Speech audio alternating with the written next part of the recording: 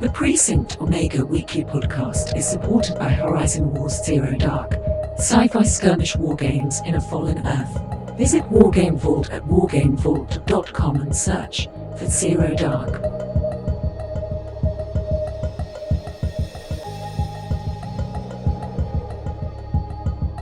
Welcome to this week's episode of the Precinct Omega Miniatures podcast, and this is our second attempt at actually doing a video episode of the podcast as well as an audio episode of the podcast. So if you're watching this on YouTube, thank you very much. Do like and subscribe. If you're not, relax.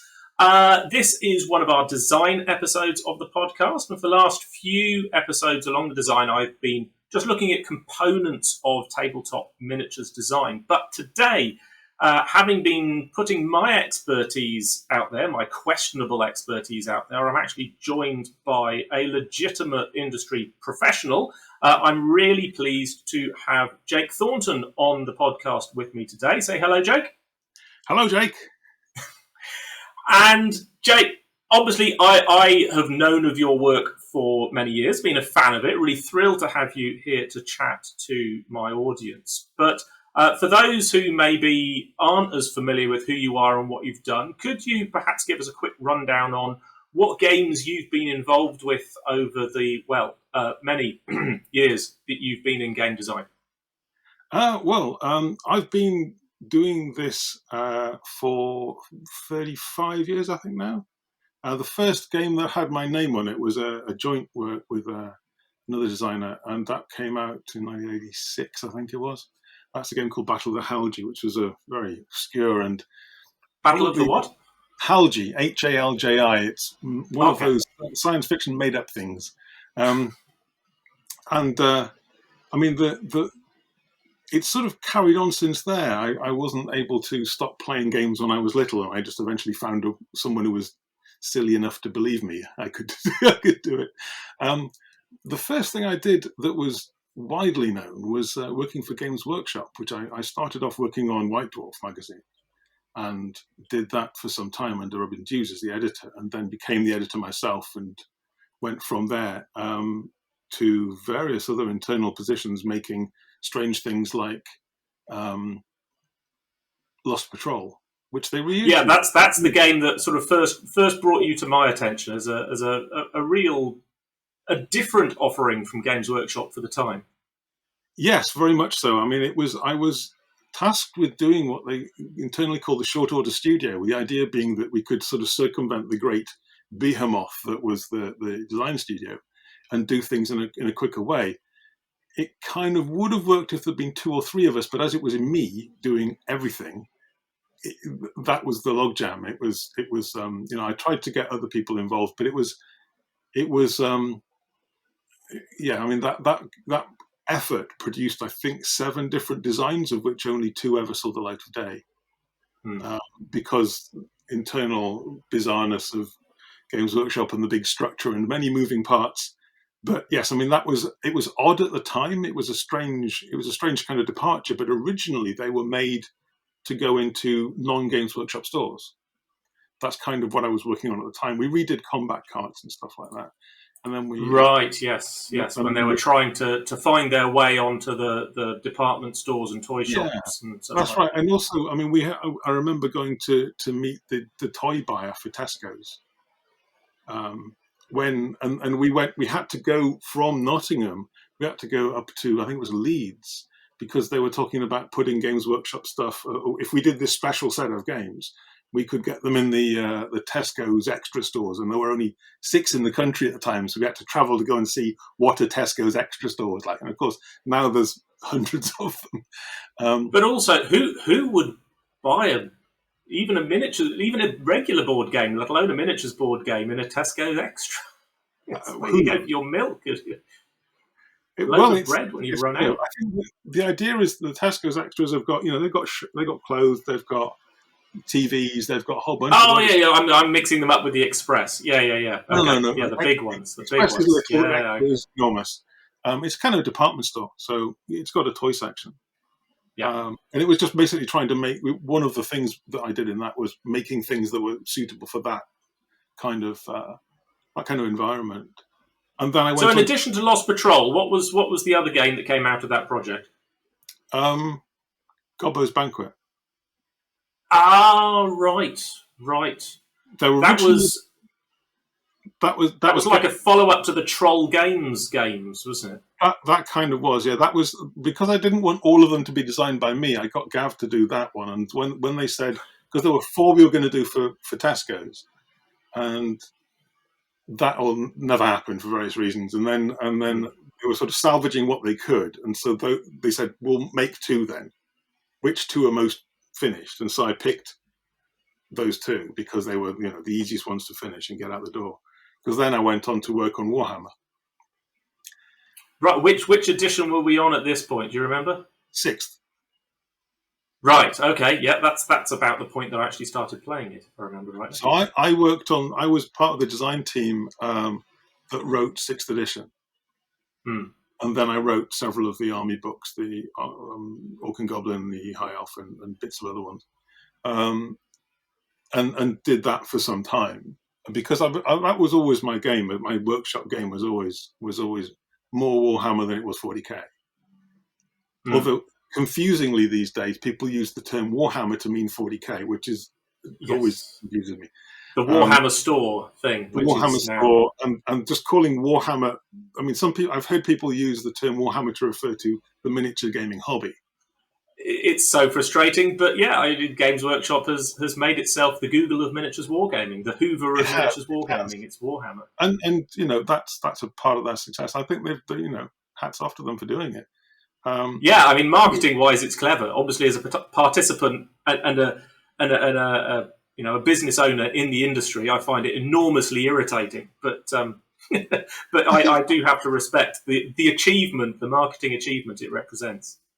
I think it's bad in a way for other people, and also not, because if you think of Hoovers, I don't, if I buy a Hoover and it's not that brand, it's a vacuum cleaner made by somebody else, but I still refer to it as a Hoover, despite the fact I went and paid someone else that money.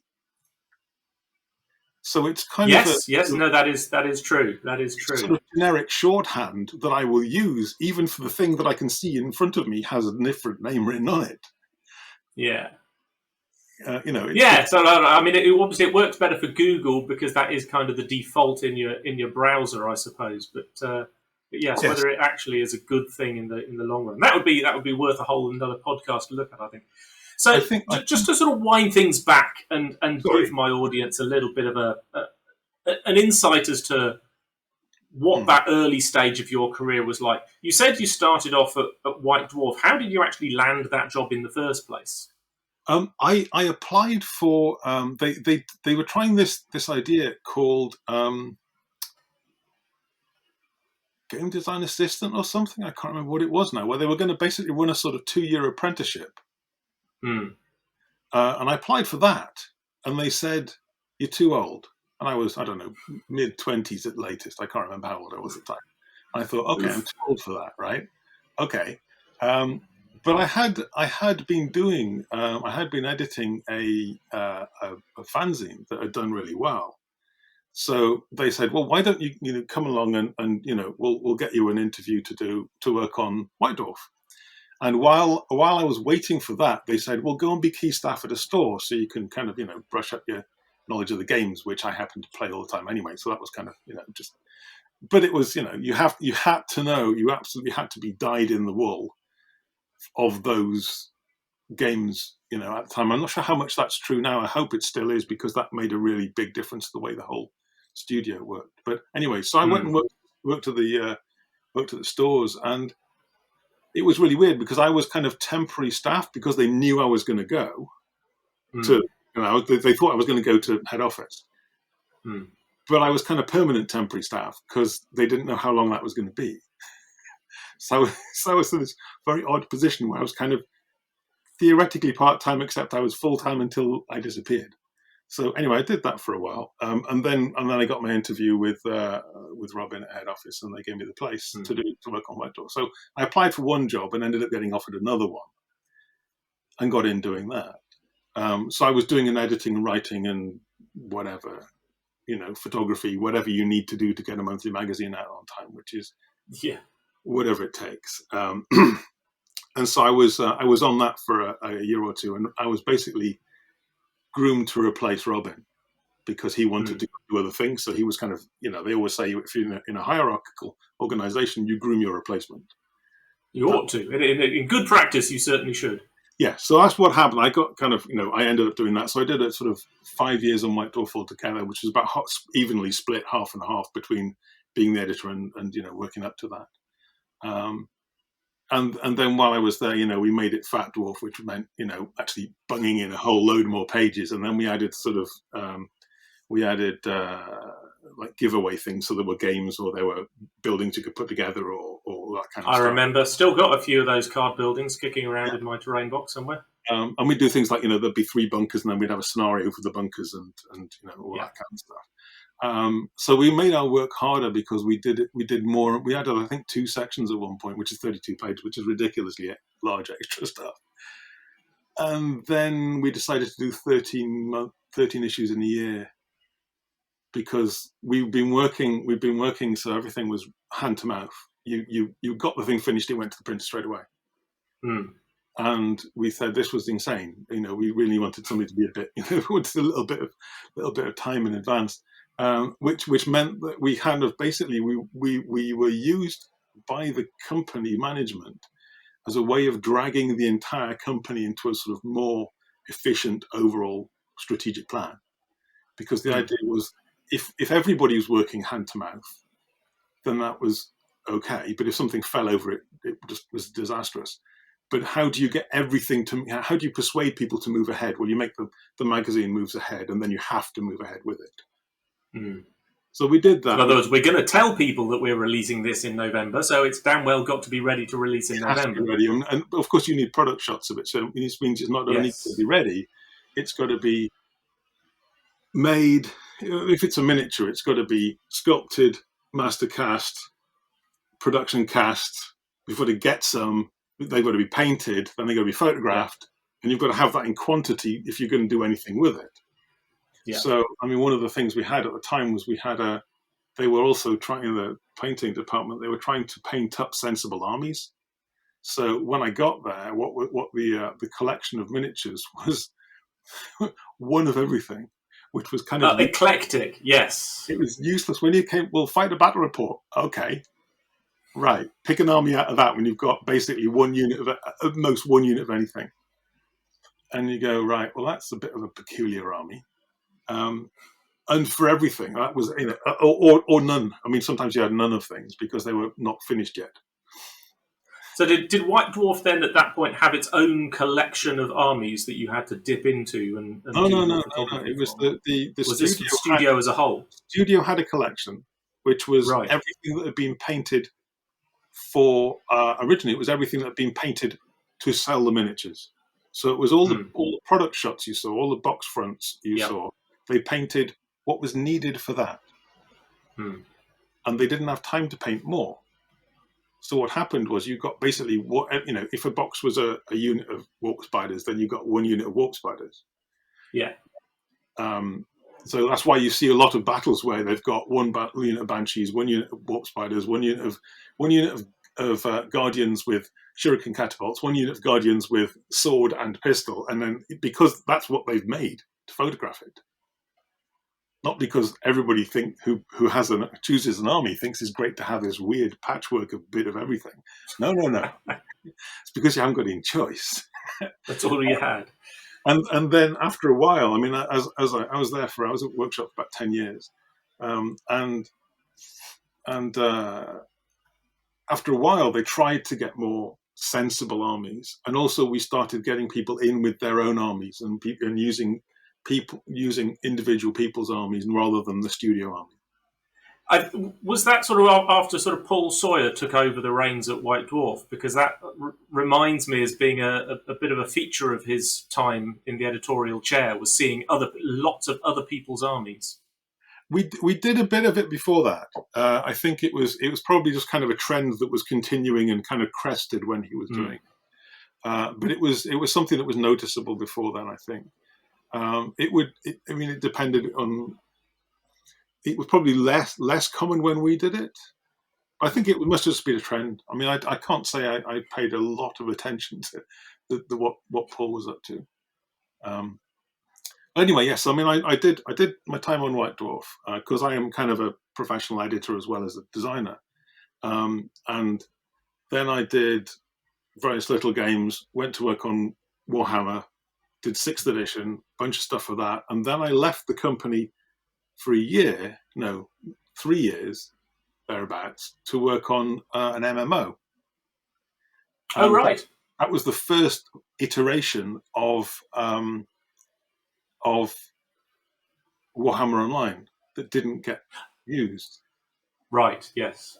So what happened was they said, basically, we need somebody to go and work for this company as kind of as a sort of not as a Games Workshop representative, but somebody who is steeped in the thing and we can trust understands the game and understands the world and understands all of this. Because unlike Age of Sigmar, it had 20 years worth of development behind it. And so obviously I knew I knew the world and the lore backwards. So I went to work from Games Workshop. I had to leave Games Workshop to go and work on this Warhammer Online, which was a bit odd, but that was the way that companies were structured. So I went and did that, and then I spent, I think, almost 3 years doing that. Was that still based in the UK, though? Yeah, still based in Nottingham. They set up, it was a company called Climax Entertainment that had various studios around the country. And I know, snurf, fnar, it's always, when you're trying to explain to people what you do and you work for something called Climax Entertainment, it always sounds like you're in the porn industry. They were most famous for doing racing games with souped up cars. Like rallycross kind of racing stuff, but not things I played, but that's what they were famous for. And they set up a new studio in Nottingham to do this, what was a joint venture at the time. And so they brought the experience, and I was kind of the GW, sage, as it were, the person who knew all of that. Well, in theory, the person they could ask the questions to see if it made sense, and then they do that. But in practice, it didn't work like that. Anyway, and they did that, and it didn't work. And they spent something like 3 years on it, and it kind of collapsed. And they started again with some of the assets and some of the work. Kind of, they rescued some bits, and then they made what actually got published. Not being published in the video game industry is extremely common. Yes. And I must have written or been involved in over 100 pitches for games in video games, and I think none of them have ever been made. But that's not uncommon. I mean, it's, at least they weren't wasting money on it, because it's very common to start doing it, spend loads of money, get a team together, and then it falls over after a few months. That's really common too. I know people who work in the video industry, and they always. I remember saying to one of my mates, I said, was my experience there weird? Was there anything strange about, this whole kind of flakiness and the fact that it fell over? Was there anything odd about this? And he went, no, that's entirely normal. If anything, that was slightly more together than they normally. Yeah, so the odd thing is you were there at least 3 years. Yeah, that was the thing. It survived quite a long time. Anyway, so what happened after that? When that kind of finally collapsed, I decided to be one of the rats that left the ship that was plainly sinking, and I got in touch with folks back at GW, and it just so happened that the Fanatic studio was being set up. Specialist games that as it became. So I went and worked with Jervis and the guys on Specialist Games in that, and I looked after Blood Bowl and Necromunda and. Brain's not working. Anyway, Mordheim? Yes, Mordheim. That was it. Yeah, I looked after those three for a year, and then they closed down Fugitive. So Fanatic, sorry. Closed Fanatic, and they gave Specialist Games to Andy Hall, who sat in his broom cupboard somewhere and desperately tried to keep it running. Yes. With even less resources than we had before, and we definitely didn't have enough to start with. I mean, looking after Blood Bowl, Mordheim, and Necromunda at the same time, it's just insane. I mean, how much can you practically get done on your own? And the other guys were, no less amount of stuff for them to do either. I mean, because there was Epic and Mordheim, and there was just way too much stuff for the number of people we had. But everybody, I think we actually did some interesting stuff with almost no resources.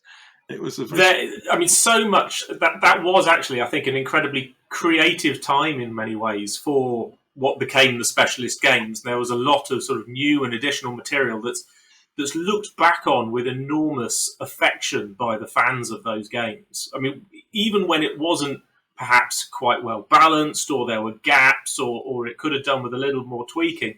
You had communities in those days for those games in particular that were willing to just kind of run with that stuff. Yeah, and I think it was the passion that people were doing it. The whole team was really invested in just making them the best they could do and doing what they could with and when you've got very little in the way of resources or manpower or time, you get creative. And I think people came up, and not everything, like you said, not everything worked, but I think people came up with some pretty good stuff. But there are some really interesting legacies, I think, even today. I mean, you can look at something obvious like Cursed City, which clearly has roots aesthetically in Mordheim. Yeah. But even I've just been reading an interview with the guy behind the Turnip 28 idea. Have you come across this? Sounds vaguely familiar. Turnip 28 is a kind of a grimdark historic idea that's being largely community generated through one guy who runs a Patreon that raises money to sort of support art and miniatures for it. Yeah.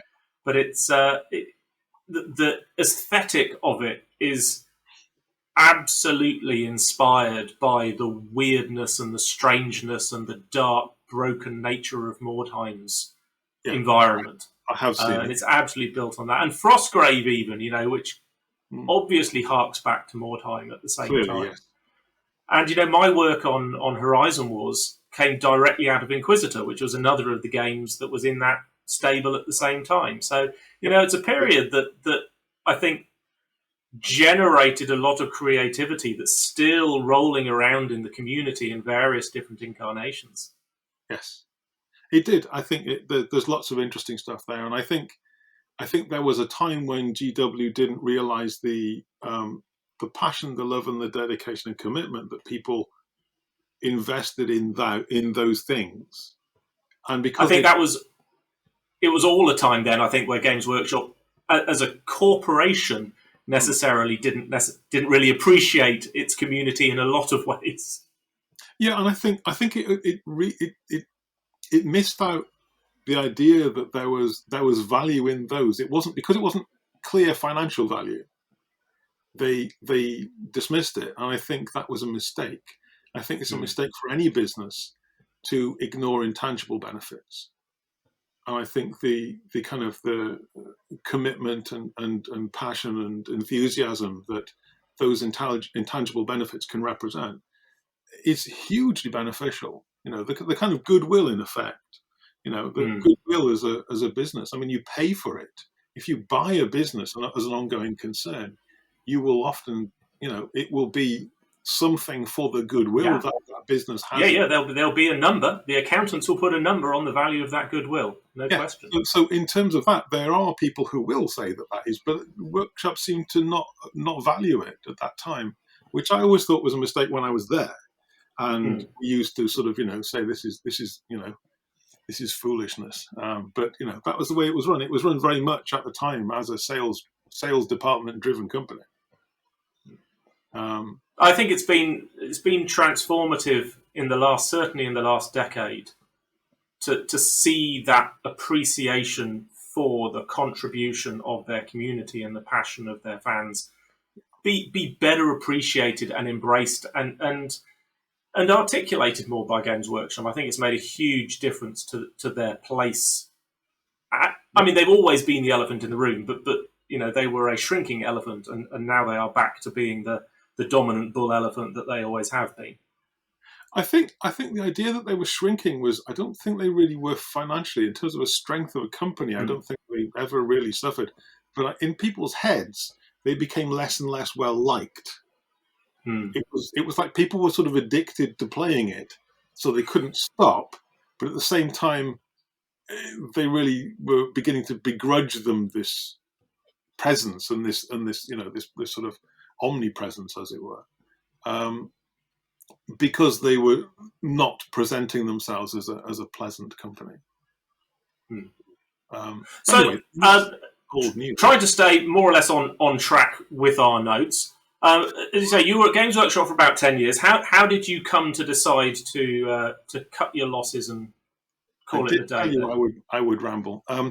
It was chosen for me. As I said, I was working with Fnatic, and was quite happy doing that.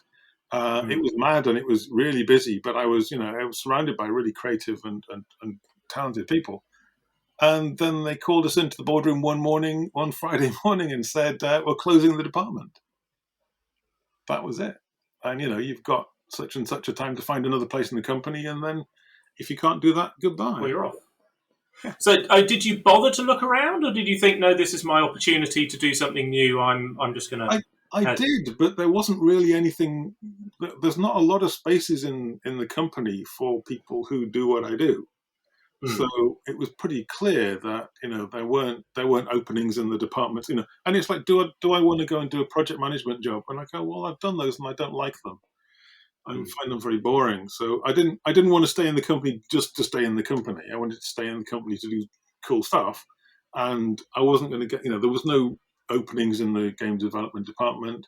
There were no openings in editorial. There was nothing basically that I could do that I could get the position for. There just wasn't. The reason they got rid of the department was they were cutting the budget. Right. So as they were cutting the budget, everything had already been pared back. And it was a case of, we had a new studio boss whose job was basically to lose however many tens of thousands from the budget, and the easiest way was to chop this entire department. And so basically, it wasn't an environment in which there were lots of other things going. Certainly not in my kind of very specialized niche. And so I ended up going off and doing freelance stuff. So tell us about that then. So you've been inside Games Workshop, notwithstanding your trip over to Warhammer Online, which was basically inside Games Workshop without being inside Games Workshop. Yeah, it was. You've been there over a decade. Yeah. How did you make the transition to freelance design? Out of necessity, basically I've done, all sorts of random normal jobs and, agency work and what have you, just to pay the bills. But what I thought what I want to do is carry on doing game design and writing and that kind of thing, and, creative stuff. That's what I'm best at, is creative stuff.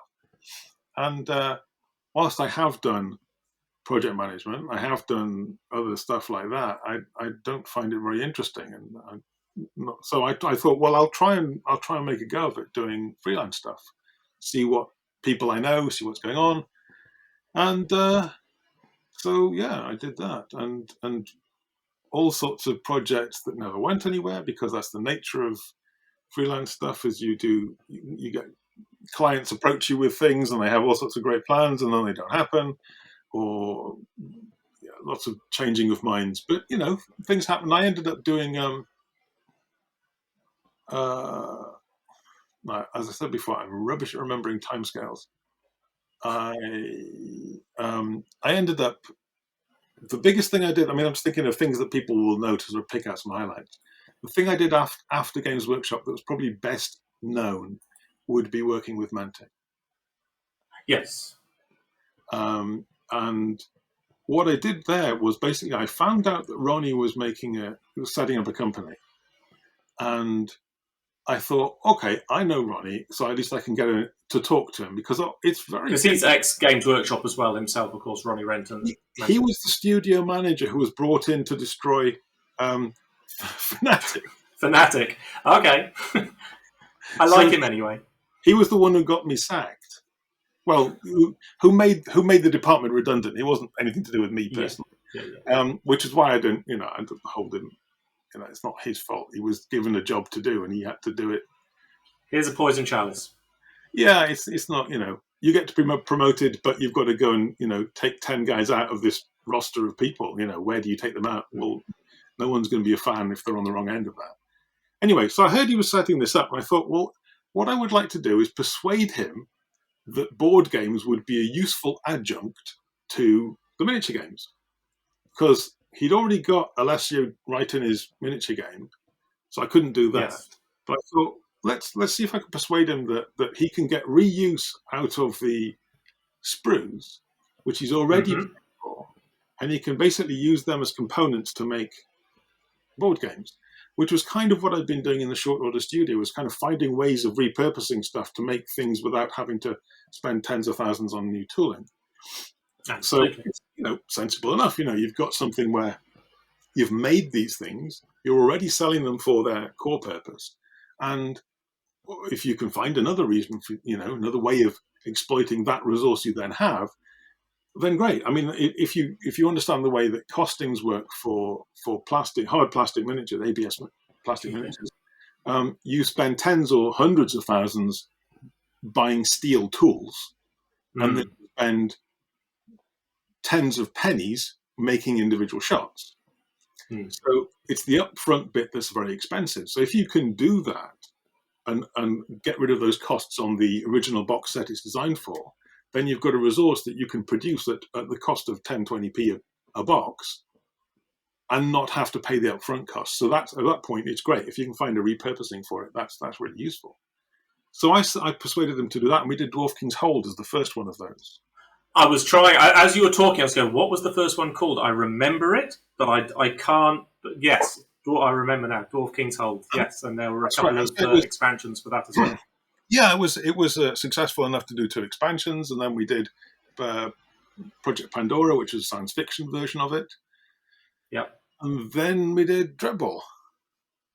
Which was even more successful. And this which was that went to a big Kickstarter campaign, wasn't it?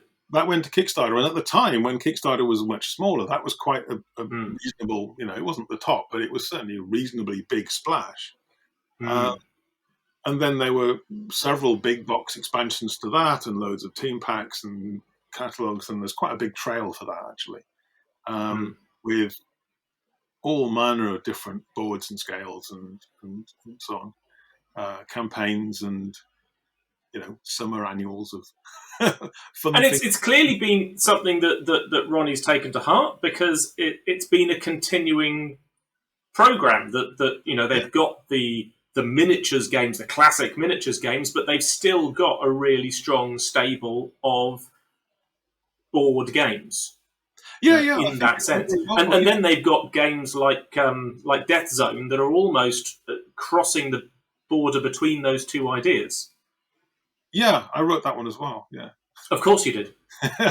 That was another Kickstarter that did pretty well. And yeah, I mean, so that is an interesting hybrid, which is kind of, because that was what I think Ronnie found, was that A, he could make some money with them, but B, also it helped expand the worlds without having to invest in enormous amounts of back story.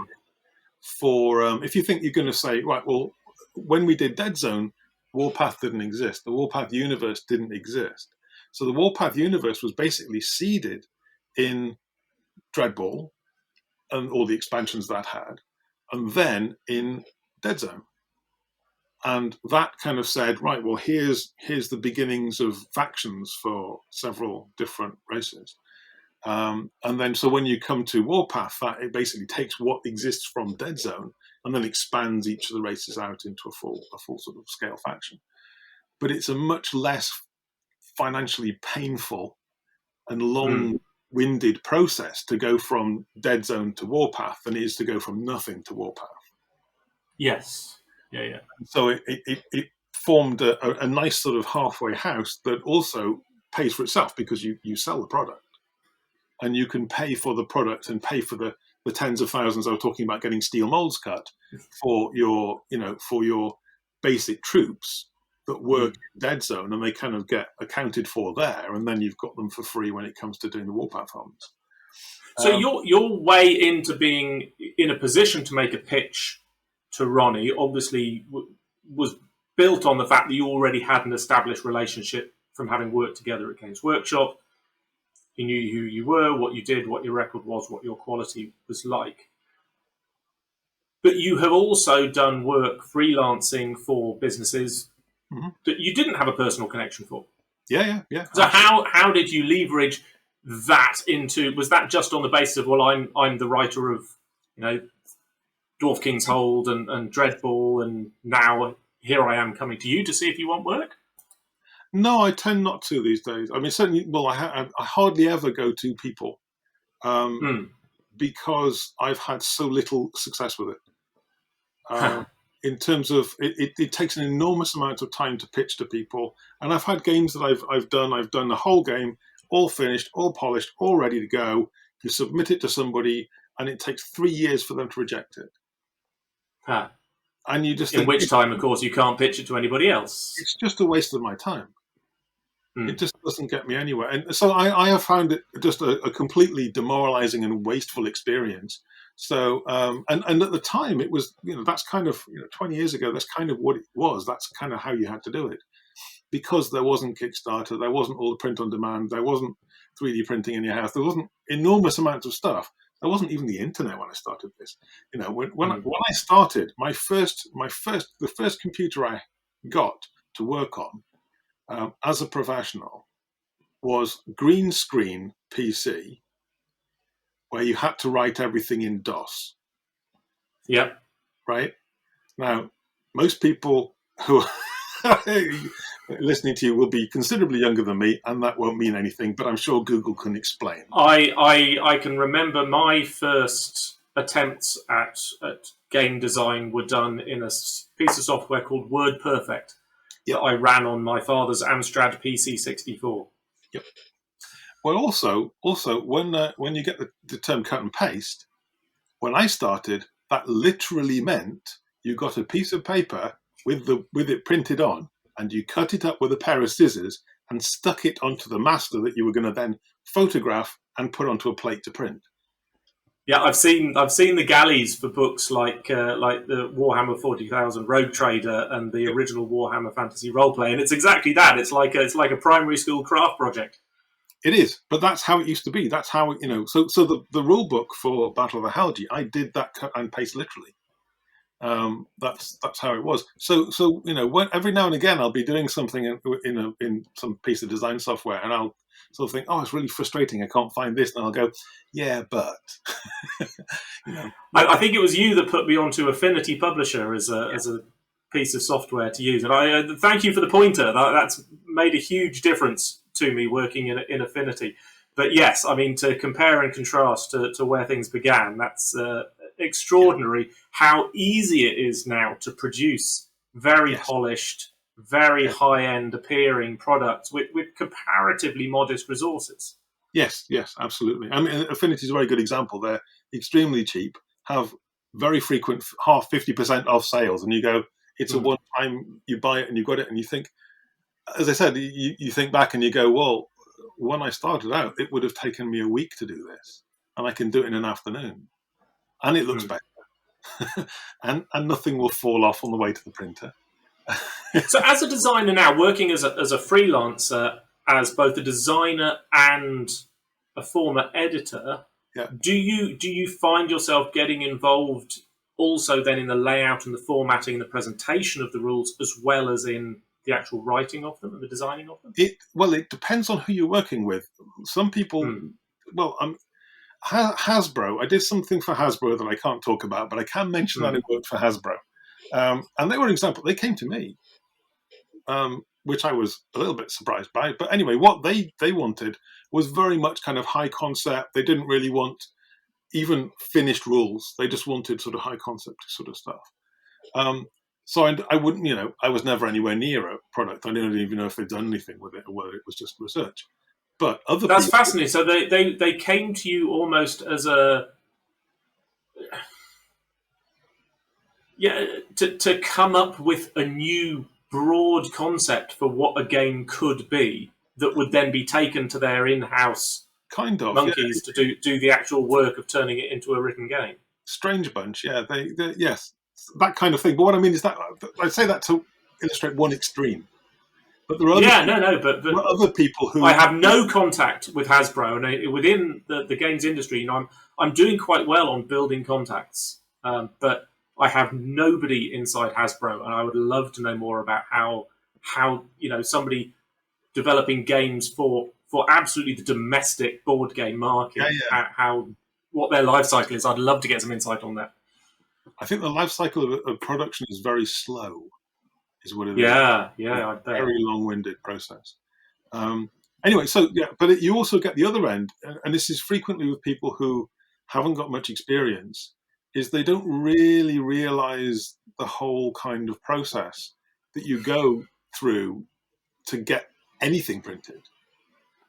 And so they sort of go, and I sort of say, well, who's going to do your layout? And they go, what's layout? You go, okay, we need to have this conversation. What about proofing, playtesting, blind playtesting, all the other stuff? And I'm quite happy to explain it, but you have to ask the questions to find out where people are on that spectrum. Most of the time, I don't do layout for people because I don't do it on a daily basis these days. So I'm not as polished as someone who does do it on a daily basis. And so I would sort of say, you'll probably find it's better use of your time and my time to get somebody who does this and focuses on this to do that bit. But what I would do is it goes back to kind of more like what I was doing when I was editor of White Dwarf. You sort of plan how things look and then let other people actually do the details. Yeah. You see what I mean? So I go, well, I know how it should look, but you can do it. And obviously you bring your own flair to it as you're doing it, but there's certain features that I want you to include on this, and this. So, this has to be a double page spread. That can't be on this. This must be like that. But within those parameters, knock yourself out, do what you think. And so that's kind of how I tend to work, except on my own stuff, which I do all of. Well, that was the next thing I was going to come to. That I know that you still, write games independently without having any client or customer setting out the parameters. Are those projects that you're doing for your own entertainment, or are you looking to actually put those into the market in some form? Good question. They're kind of for my own entertainment. I mean, I am never short of ideas. I always have way more projects that I want to do than I can actually do. And I think of stuff all the time. And this is my problem, is I'm kind of thinking, well, I'm on a process where every time I think of 3 things, I get one of them done. So the list only gets bigger. So I keep kind of chopping it down and going, can I consolidate these? That's never going to happen. So I'll just forget that one. But they're really for me because on the whole, my intention is I'm not very good at money and business, and I'm not interested in it. I want to be able to pay the bills, and I don't mind working. I'm happy to work, but I don't want to have to worry about paying the bills. I want to, when I'm designing a game, I don't want to worry about how much the money this is going to make. I want to actually design a game for the kind of ivory tower purist nonsense that is, I want to make this the best game it can be. And I want to do whatever I need to do to make this game the best it can be, and not worry about making all the compromises that you end up with when you're working with somebody or working with a client, because they have budget type constraints, has to include deadlines, include that, price points, etc., etc. And I've worked with those for so long that I know how to do it, and that's fine. So when I'm doing client work, I just have that head on and I do that. But when I'm not doing client work, sorry, that's the alarm going off in the distance. I was wondering what it was. When I'm not doing that, I want to not have to think about any of it. So my own stuff is intentionally, the way I think of it is, this doesn't have to make money. This is not about money. This is not about making cash, selling it to people, whether that's individuals or companies. So I've got to the point where I used to do things where I was designing them for a market, and I do occasionally do that, where I say, well, I've done this for you. Do you want to do it? But I don't do that very much these days. I try and spend my time when I'm not paying the bills to doing stuff that is pure design. It's pure me doing stuff I think would be cool that I want to play. And at the moment, that's nearly all solo stuff because that's COVID. Well, yeah, and that's kind of what I can. I mean, I've got a room full and more of hundreds and hundreds of games I could play anyway, but so I don't need any more games. So the ones I'm making are the ones that are very much not something I've already got or can buy off the shelf.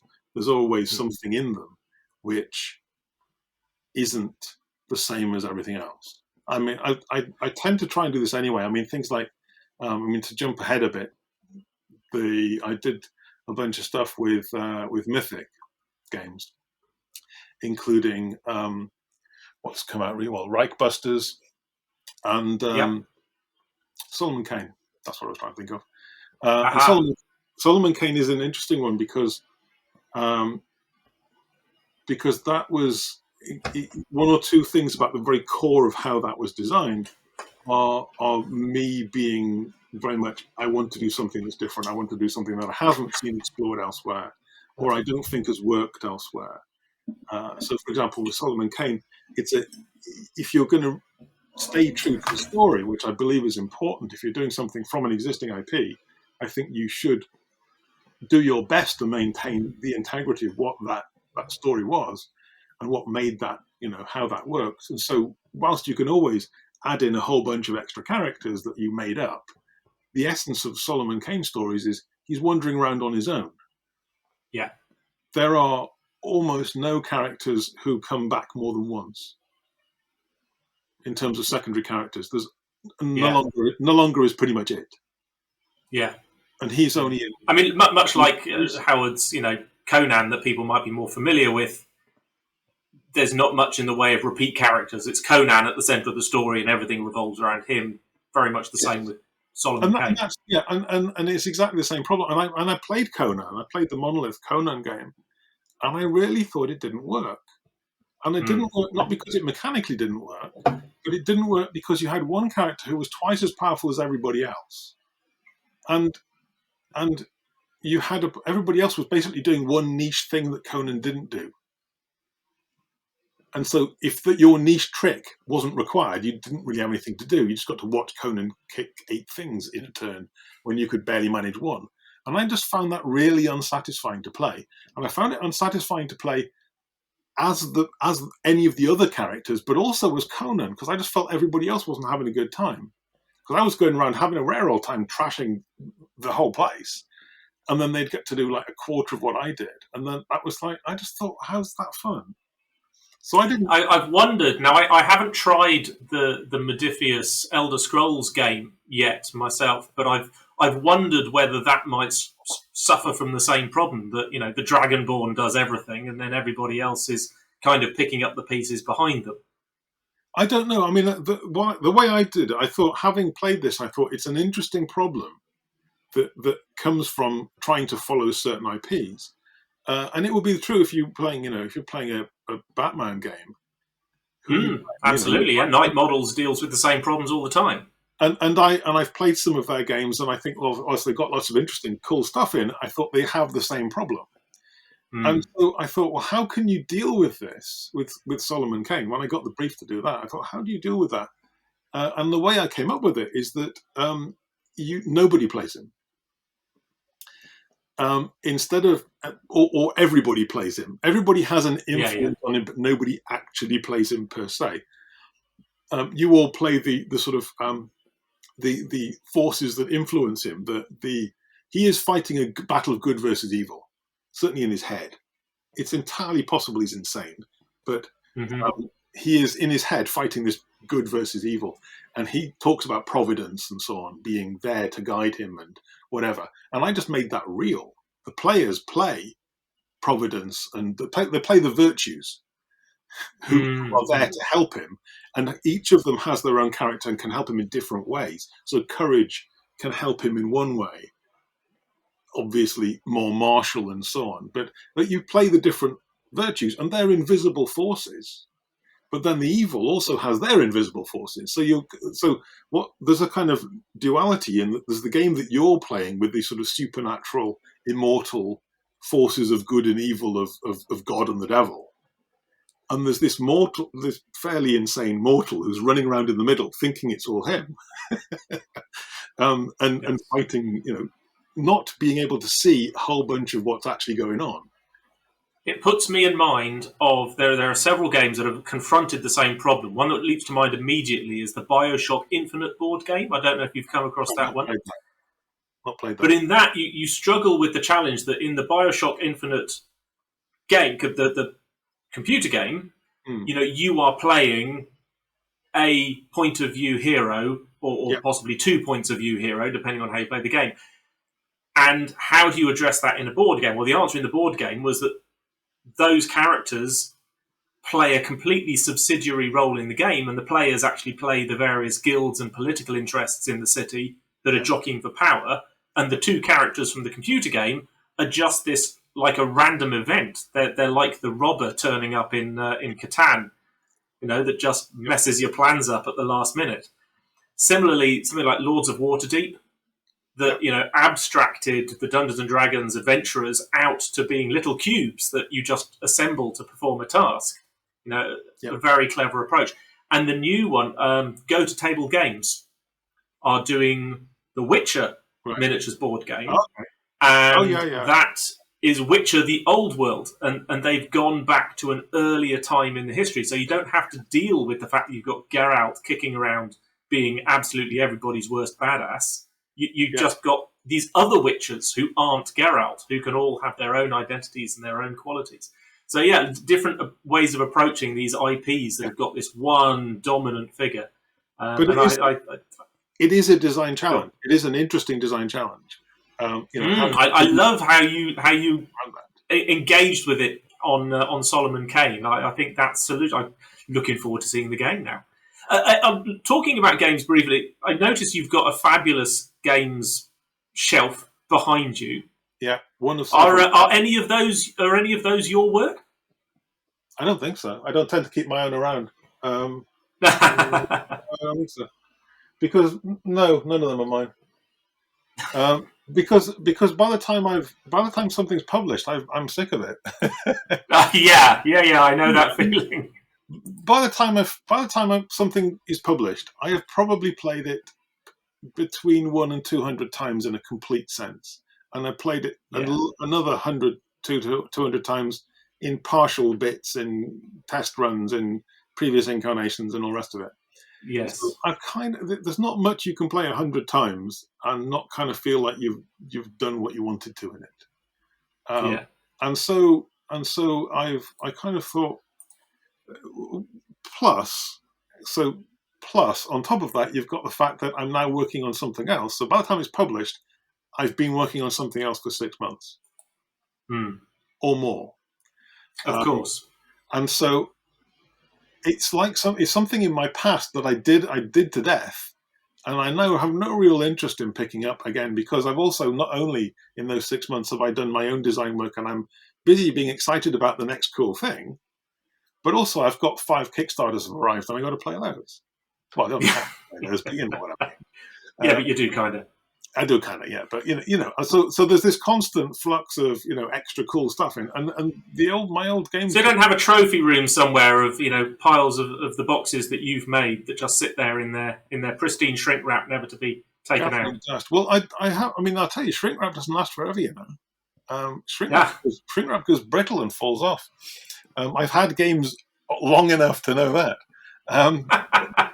I used to do that. I used to try and keep a library of everything I'd worked on, including, however many dozens of White Dwarf issues and various other magazines and things I had articles in and whatever. I don't bother anymore. I mean, because I never look at them. I never go back to them. Because there's no need to, because they're done. I mean, they're finished. And by and large, I'm not responsible for any kind of customer services on them. Because they're done for a client that has staff that do that. Yeah. So I'm now, working on something else for someone else. So talking about going back, We talked right at the beginning. We talked about Lost Patrol, which was the sort of first game that crossed my radar to go, oh, Jake Thornton's a thing. Yeah.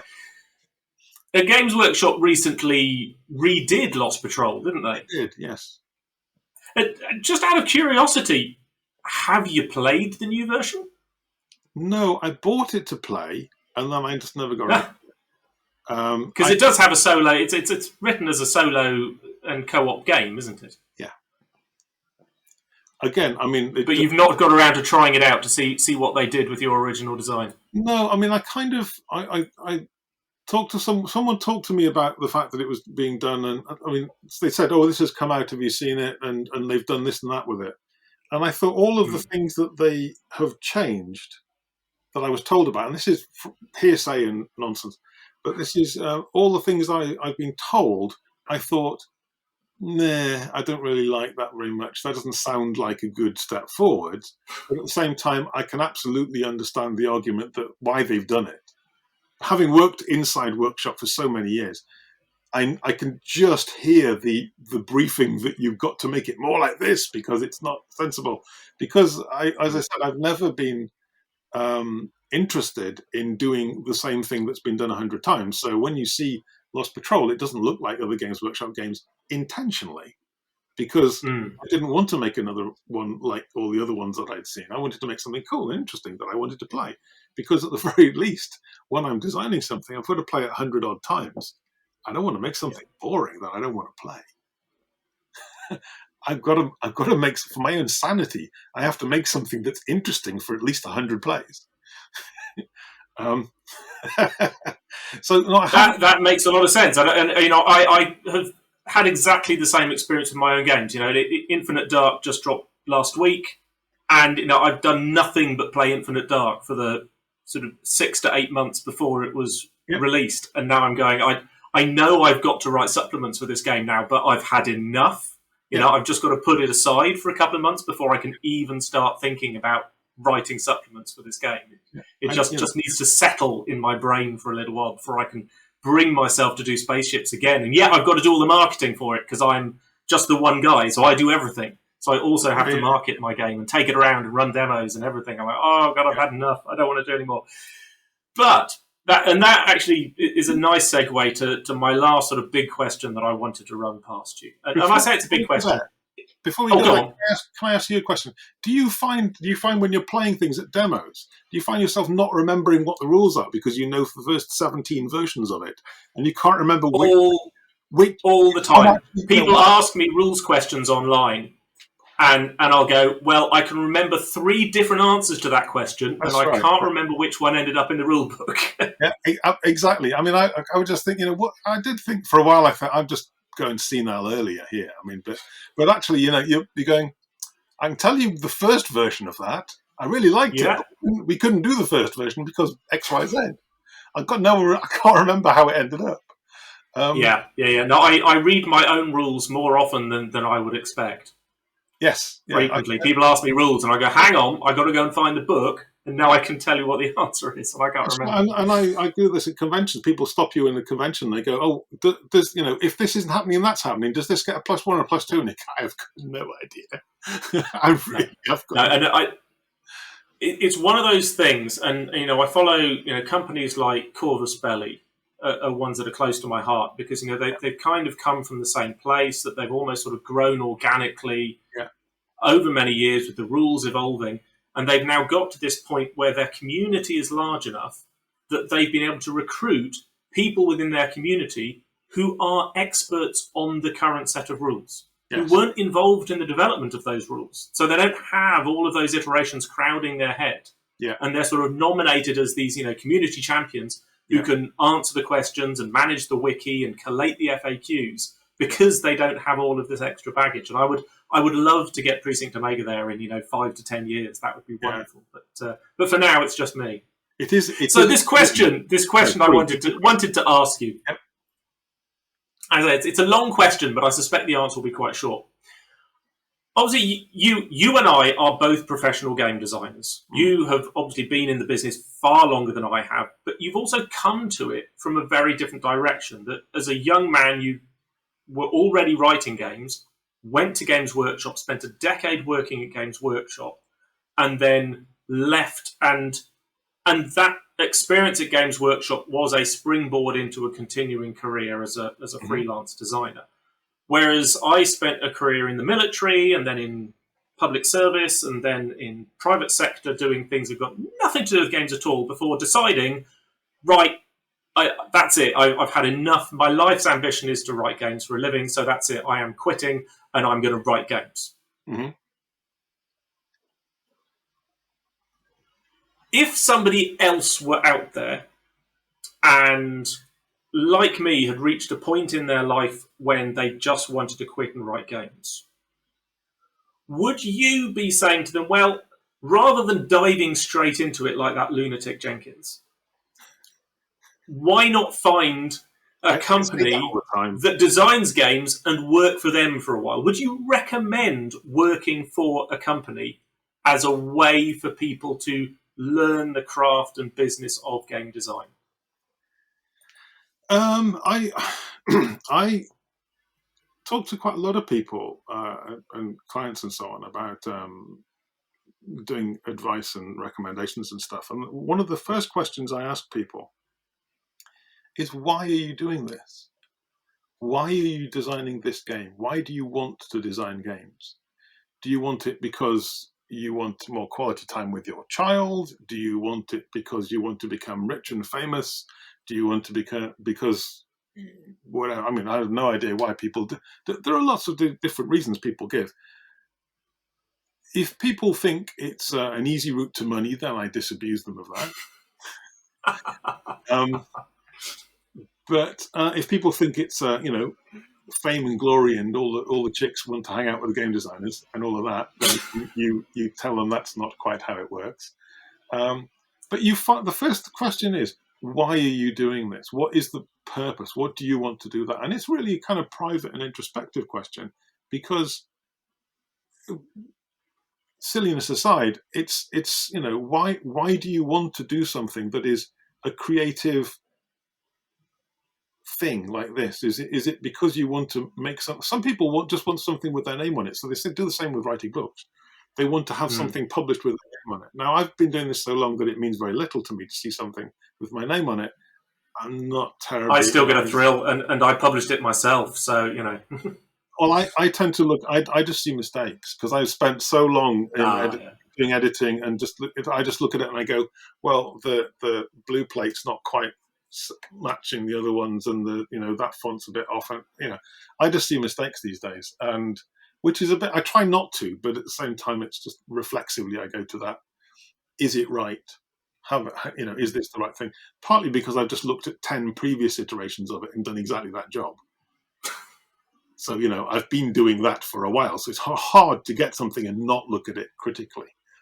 But, some people just want something printed with their name on, and once they've done it, they're fine. That's it. They don't have any long-term goals. They just want a thing with their name on it. Or it's a game they've been playing with their brother since they were 12 and they just want to publish it. And you see that quite commonly. You see people wanting to do something so they can kind of develop a game with their 8-year-old and then play that, and that's a thing. But if you want to do this as a job for a living, if you want this to be your kind of bread and butter, then you have to think about what is... Well, the answer to the question is different now than it would have been 10 years ago. Because when I started out, there wasn't Game Crafter, there wasn't Kickstarter, there wasn't print on demand, all of which make your life as a sort of lone designer far, far, far easier than it ever would have been. Yeah, impossible to do what I've done without that. Yes, and so you are a good example of someone who has a business doing this that I couldn't have done 30 years ago. And also, all of the abilities for you to make enough noise that you get customers who buy the product is the internet. That allows you to potentially stand on a soapbox and shout and have some people hear you. Whereas imagine a world where there is no internet, where the only way you could do that is by taking small ads out in one of the 2 or 3 magazines that exist, or by turning up in person at a convention and having a stall and hoping enough interested people walk by. it's it's a different world. And so these days, if I decided today I want to do this, I've been an accountant all my life and now I want to do this. I think the idea that you can make something and then present it to another company and then they'll do it is largely wishful thinking, because most of the companies either don't accept external submissions or they already know many people to do it. And the number of people who submit compared to the number of people who get the thing published, it's a huge filter. So chances of you being able to get your design published by a big company is pretty small. It happens, it does happen, but it's very small. So that's not a guaranteed or likely route to market, as it were, to route to being known as a published game designer. In terms of joining somebody's design studio, well, to start with, there aren't many of them around. There are maybe half a dozen design studios of any size. Most of the people who are in your situation, or maybe they're 2 or 3 friends who've done the same kind of thing, they don't have room for more people because they're barely getting by on their own. So, they will also, you get a lot of people who have a core of the company and then they deal with freelancers apart from that. So they'll freelance the artwork, they'll freelance the editing or the rules checking. Just like GCT Studios, I was talking to Ben Calvert-Lee, who was one of their freelancers last week on the show, and that's exactly what he was here. That GCT is this core of its owners and managers who actually own and operate the business, and then a family of freelancers that feed in the creative side of things. That's right, and that's common. That's a common structure for business reasons, because they don't have to pay sickness and stuff like that. So, they don't have to deal with a lot of the tax stuff. They can just say, "We're paying you. You are responsible for all of your tax and all of that," and wash their hands of it. Yes. And now they've got IR35 to deal with, which, it's another discussion entirely. Yeah, but it's very much simpler to run a small business when you don't have to do as much admin as we were talking about before. And one of the ways you do that is by not having permanent staff, or by having few permanent staff. So freelancers, there's lots of freelancers. So that's one thing you could do, is you say you could be a freelancer. But you've got to look at it from the other point of view. Why would they hire you? And that brings you to the last way, and the way that I think is far easier now than it ever was before, whereas you do something yourself. Because you do something, you either then you do a version and then someone goes, "Oh, that's really good, we'd like to do a second edition that's bigger and fancier." That's one option. Or they see it and they go, "Oh, we like what you've done, would you do something for us?" So, you become a freelancer, but basically, what's your CV? And your CV is what you've published. And so these days you can self-publish all sorts of stuff from your desktop very, very simply.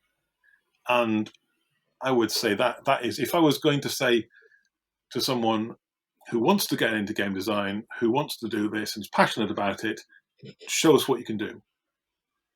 And I think that's likely to be the easiest route forward. I mean, I have met people who have got into this position and then they've persuaded their extraordinarily rich parents to give them hundreds of thousands of pounds. Yes, I've seen that a couple of times as well. They have gone through the old-fashioned route, where you basically come up with a load of money, you print a bunch of things, and then you sell them. You find distribution and you go through that way. That also happens, but you've got to have silly rich parents to do that. Or have done a job that enables you to not ever worry about money. Yes, there's a couple of people in the industry themselves who've had exactly that. They've had a high-powered job somewhere else and been given a substantial golden parachute and turned it into running their dream business. Yes. Yeah, and that's great. Basically the thing is, if you have to worry about paying bills, then you've got a whole other problem. But if you just worry, we ignore the paying bills bit for the moment, and somehow you're going to do that, then becoming known as a game designer, if that's your objective, going back to why are you doing this, but if becoming known as a game designer is your objective, then you have to design games and people have to see them. These days, that's easy on print on demand with GameCrafter, with Kickstarter. You can make noise, you can get into the world's eye with the product and say, this is me, I've done this. And you can say, set it up on Tabletop Simulator, here you go, you can go and play it. Or you can get, you can do interviews, you can do podcasts, you can run your own YouTube channel, you can do all of these things that that allow you to present what you've done to the world, and then acquire people who like what you do, over time. It's somebody's back. Oh, did you hear that? Sorry to my audience. That was my younger son coming back from school. That's all right. We'll forgive you this once. So I think it's really it depends on why you're doing it, what your goal is. If your goal is to become rich and famous, then you're probably in the wrong business. If you just are passionate about this and you love doing it, then that's brilliant. That's what I would most applaud, because I think that's what we really want. I look at all the games that are on Kickstarter. I keep track of all sorts of other new stuff that's coming out. And I find it slightly sad that so many games that come out really add nothing to what we have, a sort of collective oeuvre of board games. So many things that come out, there's just nothing new or interesting or clever or different about them. And I just think it's an IP, and that's they're selling an IP often. Well, sometimes, I mean, the history of games about existing intellectual properties is only recently only recently have you got anything worth playing. But no, what I mean is that they're doing, whether they've got an IP or not, or whether they're just kids games or abstract games or whatever, they're really just not doing anything interesting. And you look at, BGG has, I don't know, what, 80,000, 100,000 different entries? Yeah. I'm not saying you have to check every single one to see if anybody's ever done anything like that before, but at least pay a little bit of attention to what's been going on. Why do I care? As a customer, why do I care about your game? That's one of the other questions I always ask my clients very early on. Why are you doing it, and why do I care about this game you're doing? What I could play Warhammer, I could play anything. There's loads of stuff out there. I could go and play or Settlers or Warhammer or Precinct Omega. They're all out there. Why do I want to play new thing that you are talking about? You've done a fantastic job of giving what I thought was going to be a very short answer, a very long answer. So that's excellent. Thank you very much. I'm going to pause our interview very, very briefly, because with my son having come through the door, my dog is now banging on the door of my office to be let out. So I will be back to you in like 5 seconds. My audience won't see the gap. I'll go and get some more water. Sorry, I mean, as I said, I have a lot of things that I can bring into this, and they don't have any real kind of organisation, so they just get dumped in wherever. We'll pause. I'll be back in a moment. And having let the dog out, we're back. Thank you very much. We are wrapping up. So the end of the interview is your chance, Jake, to tell the listeners, the viewers on YouTube, about your stuff. Now, we discussed before, there's an interesting situation because you work freelance. Most of the stuff you're currently doing, you can't talk about at all. And even stuff that you've finished, you can't talk about until it's released. Yep. So there's very little to promote. You used to run a Patreon, but you've kind of suspended that for the time being. So there's not a lot of point in pointing people to there. And you've even decided recently that you're going to stop blogging on your Quirkworthy blog. So tell us what you are doing. Well, it's yes, I seem to be disappearing quickly. But what I'm doing is I'm trying to rationalize my time. So I can spend an awful lot of time writing articles on the blog and Patreon and what have you. And in the end, that's not really what I want to do. What I really want to do is write games, write stories, write novels. That's kind of where I'm interested in. So what I decided to do was I was sitting down thinking, well, what can I find? Where can I find more time? And I thought, if I get rid of as much of this social media stuff as possible, that is one huge time sink. I can just sort of say, well, and also, try not to spend time looking at Facebook and looking at this and that.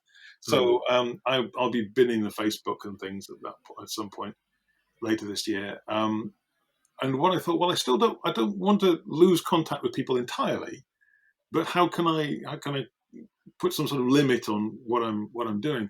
So I thought what my plan is going forward is to change the webpage to basically just be signpost to whatever I publish, and then do a monthly newsletter where I can catch up. If anybody who's interested in what I'm doing, I can catch them up on whatever that happens to be that month, and also put some short stories or bits and bobs or whatever I happen to be doing in that. And it just seemed to be that seems like a plan that has still, if people want to know what I'm doing, they can find out. If anyone cares, there you go. That's how you do it. You look at that, you sign up for this newsletter and it turns up once a month, and there you go. Now, you've not set that up yet. Nope. So once you do, you want to do it. Yeah, once you do, send me a link. I will sign up, but also I will put a link to it in the show notes for the podcast and below the YouTube video, so anybody who's interested can follow that link and sign up to your newsletter. I've been reading your blog for a very long time, really, almost as long as you've been writing it. Certainly since Dreadball was merely a gleam in your eye, and I've always found it a really engaging and inspiring read as a designer, both to sometimes have my thoughts about games justified by somebody with more experience, but also frequently to have my assumptions about games challenged and to force me to go back and think again about how I've approached games on the basis of your experience. So I've always really appreciated it, and I'd recommend anybody who is interested in game design that they do follow your work and your thoughts, however those are communicated to the world at large. Brill! We're an hour and 15 minutes in, which is a good time to wrap up. Is there anything else that you want to share before we call this? No, just that is the idea that you could look at it and either be vindicated or think, oh, what's that about? That's why I wrote them. That's the point of me writing them, and that's what I always like is people, being able to engage, because I think I really love the whole act of this creation and creating games for people to play and find new worlds and experiment and make them think about things differently. And that's what I want to communicate, both in the designs themselves and the articles about them. And so, yes. Anyway, thank you for having me here. Allowing me to thank you for coming, Jake. It's been an absolute pleasure. I will wrap up and say goodbye to everybody. And for those who are on the podcast or watching YouTube, I will be back from your perspective in just a few seconds to wrap up with some final thoughts. But as far as Jake goes, thank you very much for coming, Jake. We'll speak to you again at some point in the future. Cheerio.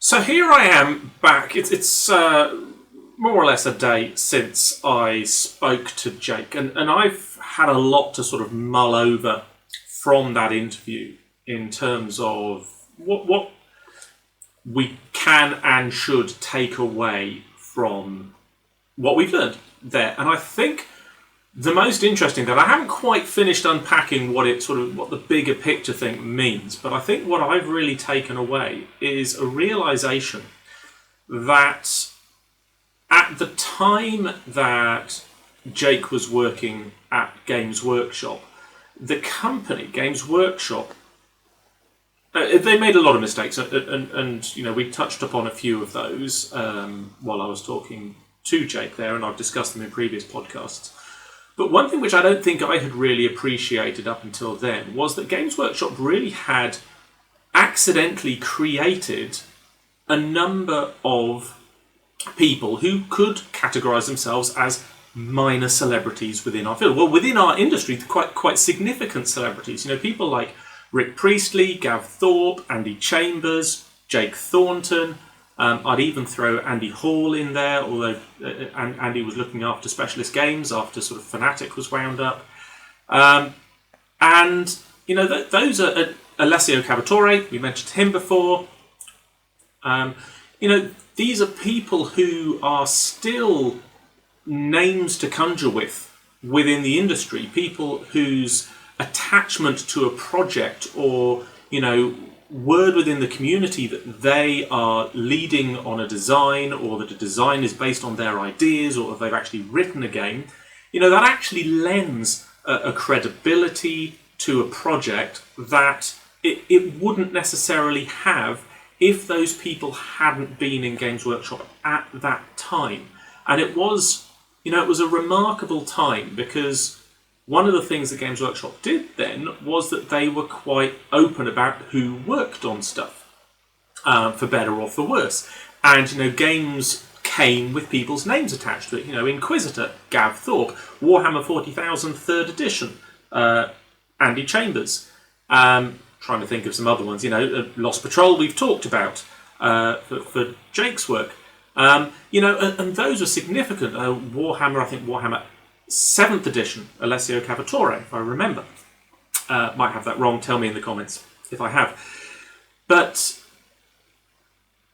I don't think Games Workshop appreciated what they were doing at the time, nor fully understood what it was that they were getting rid of as those people, one by one, with the possible exception of Rick, I'm not sure, gradually left the business and went on to other things.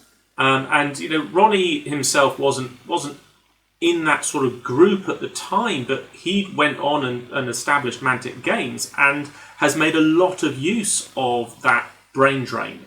Paul Sawyer, that we mentioned, went on and established Warlord Games. And those are people who are well connected and understood the talent and the contribution that these people that Games Workshop had effectively discarded could still give to the industry. Now, I think Games Workshop has learned from that on a number of levels, and one of the things it's learned is to stop putting the names of authors on their products. So a product is now a Games Workshop product, not a product written by a particular person within the company. They're no longer providing that level of visibility to their employees, which is a good thing, because there's a lot of vulnerability to being a named employee, as some people at Games Workshop subsequently discovered. But it also means that a door is closed now, that Jake and others gained a great deal of name recognition, kudos, from the work that they did at Games Workshop. And I don't wish to denigrate the hard work that they put in to earn that, having that role and producing those things. But I simply mean to say that that's not an opportunity that's really open to anybody right now. And we talked at the end about the things that an aspiring game designer could choose to do to try and get into the industry. And we talked about the prospects of joining a design studio. And it's certainly true that there are not many places you go, but there are places you could go to do that.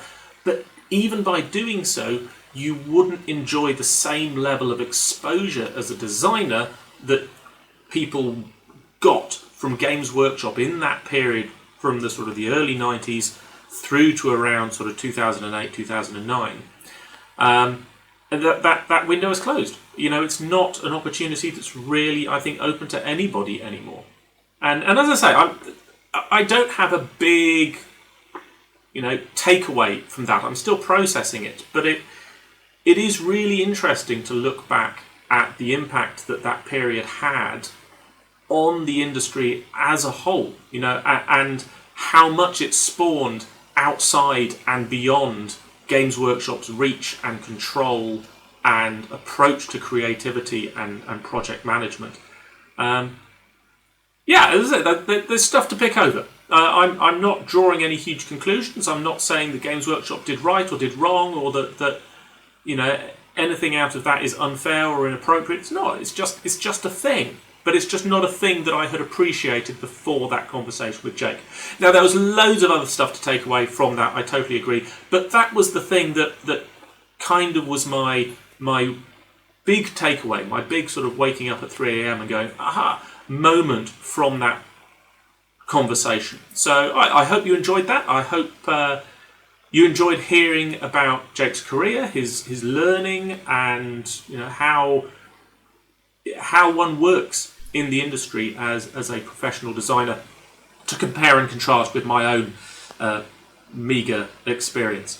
So that's all I've got to say for this week. Thank you very much for listening.